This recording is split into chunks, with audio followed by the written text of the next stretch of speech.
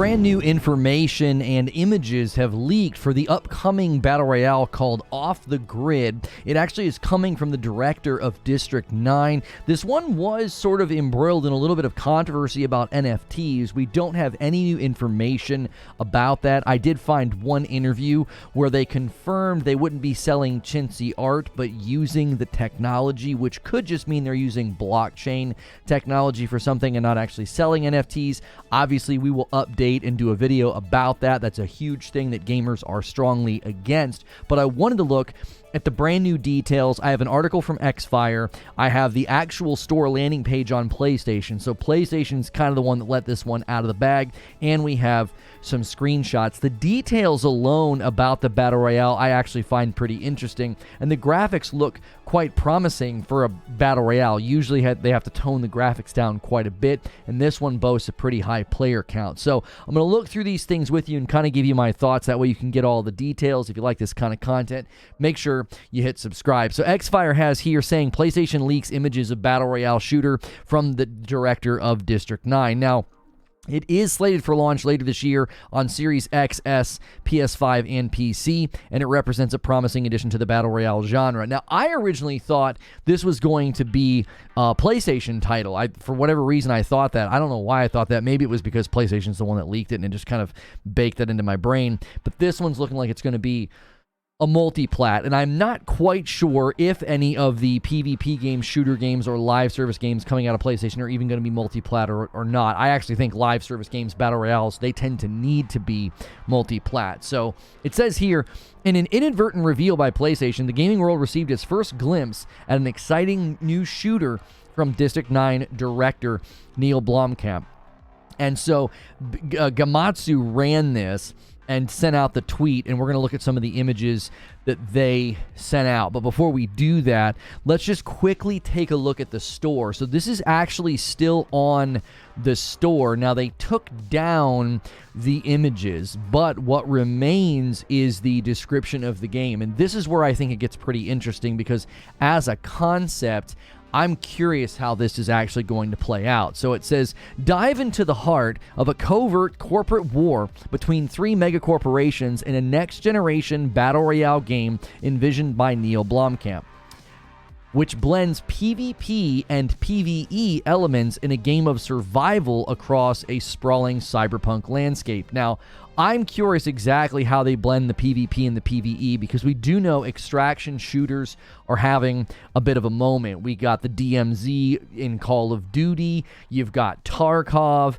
and we're hearing rumors about more and more sort of extraction style games coming. It's a mode that's seemingly getting pretty popular. And then the Division Heartland is basically survival from Division 1 with extraction elements. They kind of gave birth to extraction as an idea, and then Tarkov, obviously, and then now we just continue to see more and more games implementing these pieces. Even Fortnite has been implementing PvE elements into the map for quite a while, so this hybrid could be pretty interesting. They also go on to say here that experience a 60-hour-long immersive narrative campaign on Teardrop Island while simultaneously surviving a 150-player Battle Royale. There can be only one winner. Again, what gets my attention here is a 60-hour-long immersive narrative campaign. Now, in Titanfall 1, there was a quote-unquote campaign where you went to the same maps, fought basically the same fights, but little snippets of audio and narrative pieces were used to essentially move a story forward. This says 60 hours, and you're going to be experiencing this while actually playing through a 150-person Battle Royale. So I'm very interested in how that plays out, and if it's going to be something like a DMZ where you're working on objectives that move the story, or is it going to have like its own actual missions, campaign, things of that nature.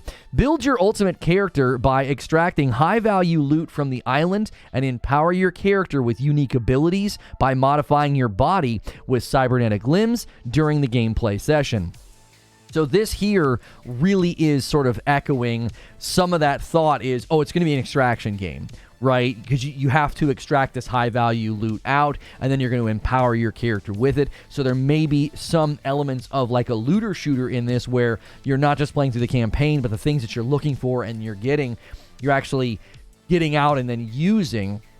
And then they are going with sort of that cyberpunkian impact of you're going to be modifying your body with cybernetic limbs during the gameplay session. So that may mean that every session you start at 0 for some things, but not all things. Like in the DMZ, in Call of Duty, you can go in with things that you've extracted with, but certain things sort of start over every time. And in this case, it sounds like your cybernetic limb modification will be sort of at some level starting over, but then the high-value loot will be empowering your character and abilities as you play. And then it does say here, finally, team up and witness the evolution of the Battle Royale genre. So they are aiming, it seems, at evolving the genre. I do think Battle Royale needs something like this to really bring it forward. I don't necessarily think going PvP only all of the time really is as inviting. I think people are getting kind of burned out on it. You're also competing with games that are already out there like Fortnite and Apex and Warzone, and even if you go back to PUBG, that's still popular, still pulls a lot of people, and I think that can be an element that makes people want to play something fresh, play something new. Now, if you haven't seen any of the artwork, this is one of the pieces that you may have been able to see, and you can see he's almost more machine than man, right? To quote Star Wars, he's got way more cybernetic enhancements. But then when we go a little bit further in here, these were some of the screenshots taken from the PlayStation Store. I actually think the graphics look really promising here if these are in fact in-game. Now, with 150 people running around, and you're going to have PvE elements, so I'm imagining there's going to be, enemies on the map, things going on, missions, quests, mechanics that are firing. I'll be curious to see if they can maintain this level of visual fidelity in a game with a very, very large map and a game with lots of people running around.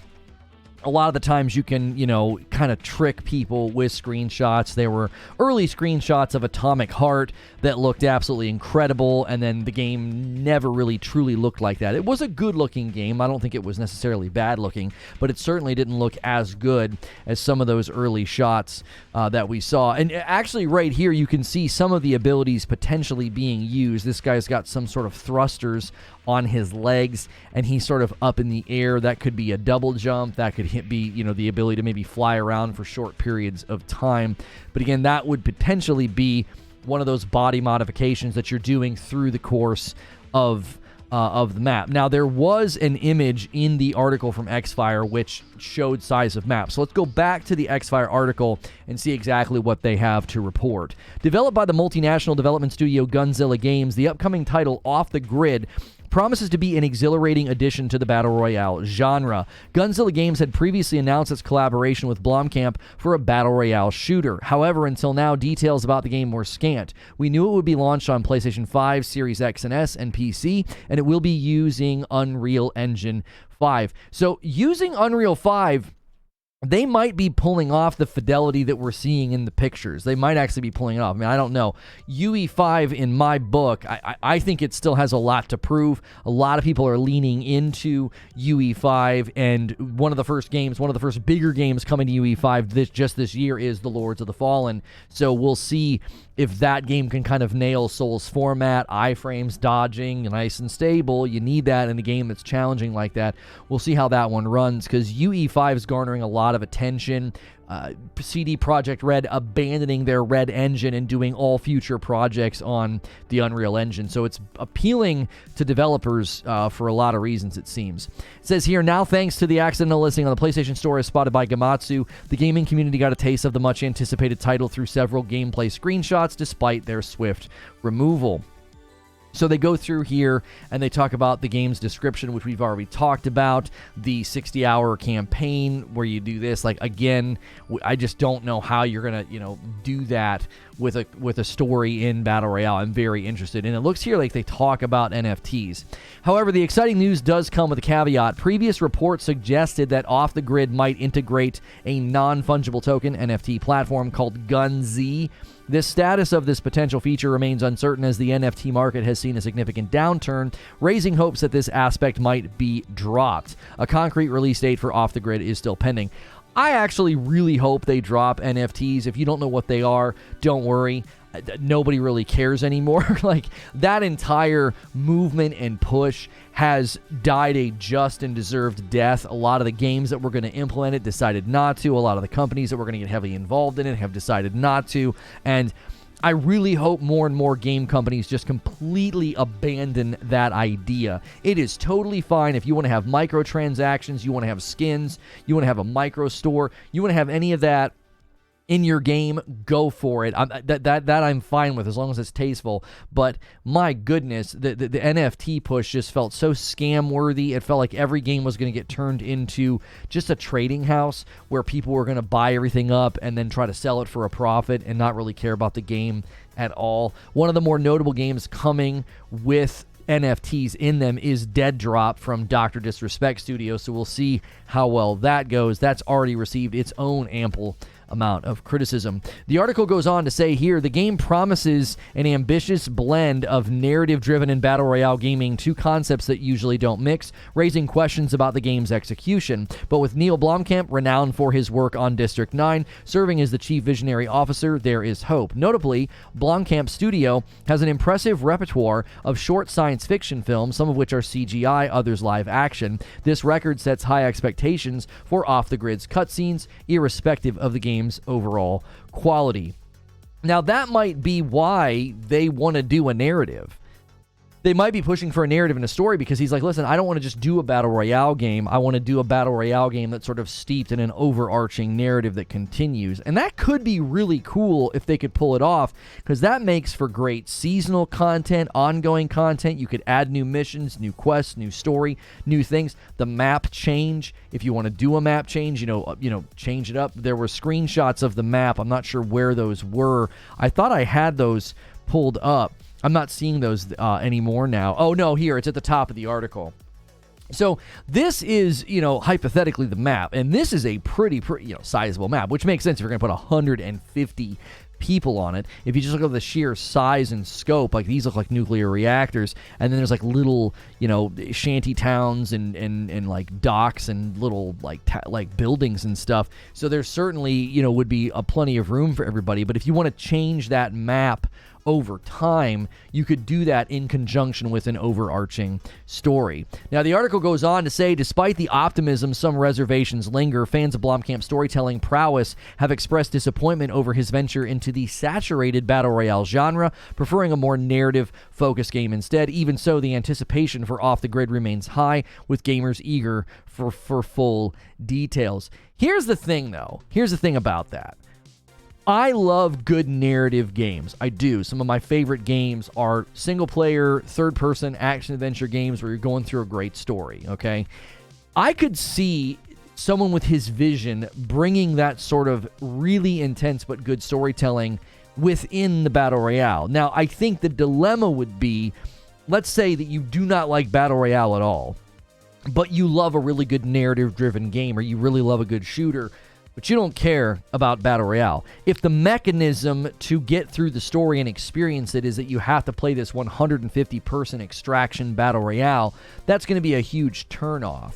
It might be a blend that just doesn't go well. If you've ever had like a really bad drink that's been mixed and you're like, this just doesn't taste right, or somebody puts too much of a certain ingredient in like a soup or something, it just sort of overrides what they're going for, and that could certainly happen in a game like this. If you're going for a really great, awesome, strong narrative, but the mechanism of telling that story is a battle royale, you may end up with an audience that doesn't really know what to think, because people who are fans of battle royales may not be really in the market for a narrative-driven game, and people that are in the market for a narrative-driven game might not really want to play an extraction battle royale. So the article continues, says, though the accidental revelation via the PlayStation Store was unforeseen, it has nonetheless whetted the appetites of fans. In the days to come, gamers will be keenly awaiting more details about this intriguing new title, if only to jump at the chance to criticize it and tell PlayStation, I told you so. So far, Sony has yet to convert fans into believers of its live service venture. Despite significant investment in the genre,